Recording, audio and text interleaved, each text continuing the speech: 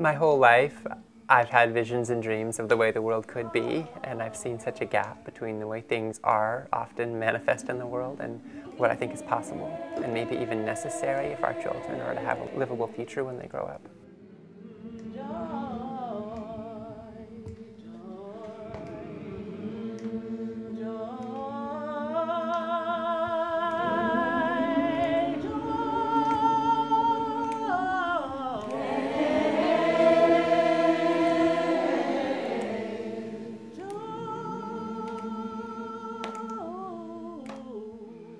But what I found out, which has been the missing link, is we need to change the history by which we keep fighting.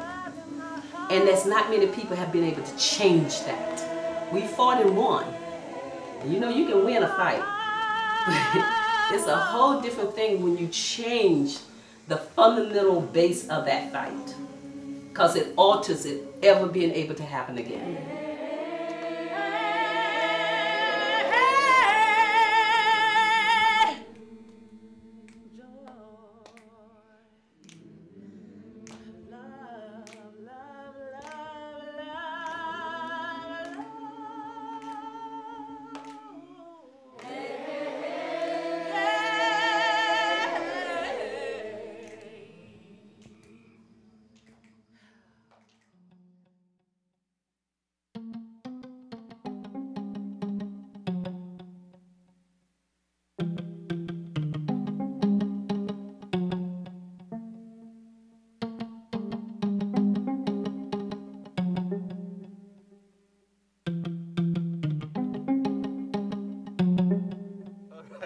So you guys come around here often? So many of us get into this kind of work because we can see the injustices that are operating all around us. And nonetheless, we are also to a product of a world that has created these injustices. I mostly do work in my early years, political, economic type work, leading my people from my tribe as well as 43 tribes in the interior of Alaska.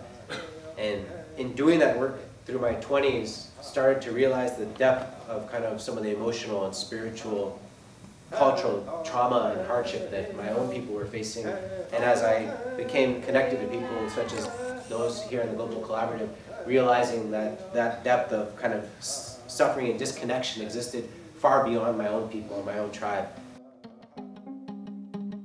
I'm in a community where there is lots of land, you know, just land everywhere. Dealing with the impact of people who have had a forced relationship with that land. Seeing in myself the impact of that forced relationship, you know, and how it affects how I relate to the land, and seeing how it affects other people, and not just individuals, but like the whole community. Yeah, we're fighting a world that, or we're fighting within a world where we're trying to rectify so many wrongs done. But actually, a big piece of this work is trying to like rebalance the imbalances that have occurred within my own life, and trying to heal the generations of pain and grief and trauma that our peoples have endured. And you know, that is just like the kind of the crunch of where things are at. We aren't always fighting externally, but so much of the kind of the struggle is actually this internal, it's this internal struggle, yeah.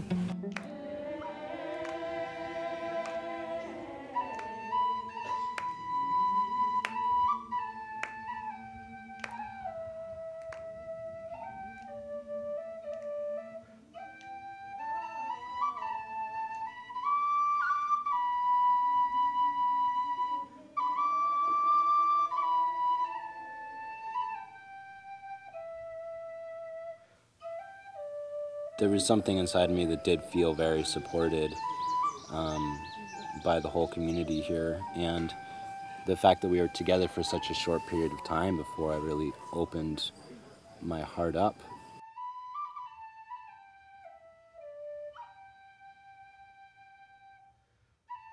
The way that the jam is set up is that we focused so directly on issues that affect everyone, and talking about race, class, and gender and power. I mean, you can pretty much talk about anything in your life and it's influenced by those things.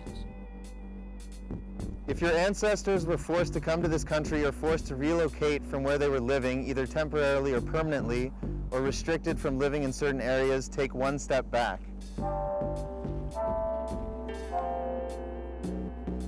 I don't want to change the game. I'm torn between loving them and truly wanting them to be ahead, but I don't want to get out of my ivory tower to do it. I really don't. So that guilt is something to me. That guilt is my soul, my conscience telling me you're living out of alignment with your beliefs. I can go off to any elitist college I want to and be the amazing historian that I know I could be. But I put all that aside to go back into a community where 80+ black men are killed every year, where drugs run rampant, where 65% of the people who I grew up with in the first 20 years of my life are gone.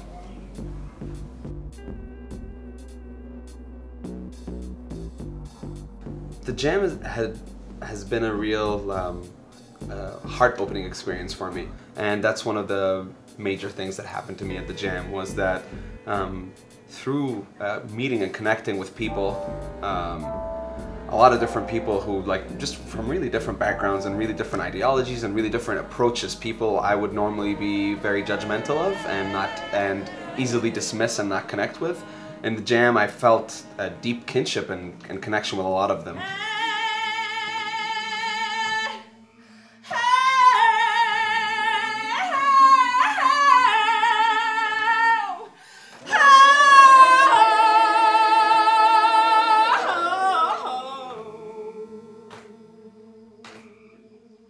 If we try to use legislation and marches and all those things to access our humanity, it doesn't work. It's the other way around. We have it backwards.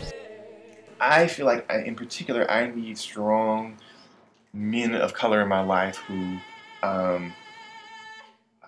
are willing to have these tough conversations. And Kareem and I, we had some tough conversations where we both had to be vulnerable. We both felt safe enough to open up to have these real conversations. I sort of have a new set of shoes for walking in the world, I think. I have a new, squeaky new set of shoes that I feel really comfortable in. And I sort of want to walk in the world just being honest with these issues that were drawn up, and I think those will just naturally answer the questions that I had before about how to acknowledge privilege in my life.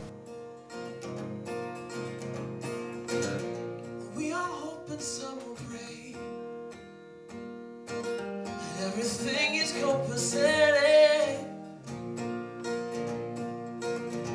There's an angel on the way, but that's just too damn poetic.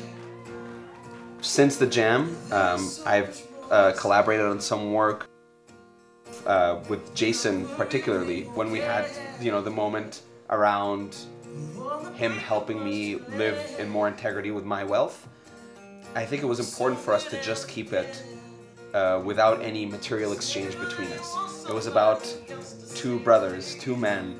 I've spoken with him, and I'm hopefully moving to Oakland soon, where I hope to, build and foster a lifelong relationship with Jason.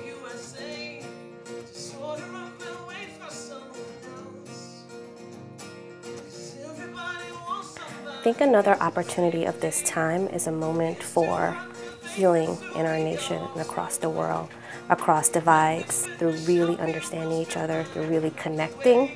That's how we're going to build a strong and sustained movement, and the work is going to continue.